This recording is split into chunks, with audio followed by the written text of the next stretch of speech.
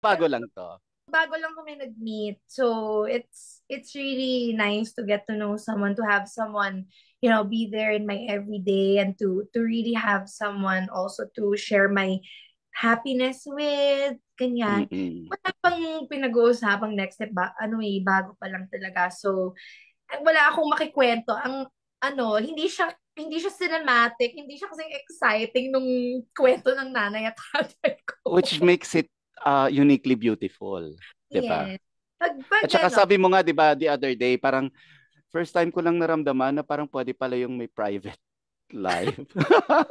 sabi ko, ito pala yung feeling na nurture mo lang yung friendship or yung meron kayo, and then yung walang ibang distraction, and you would want the person to get to know you for you, not really for the Mm. artista you. So I'm very careful not to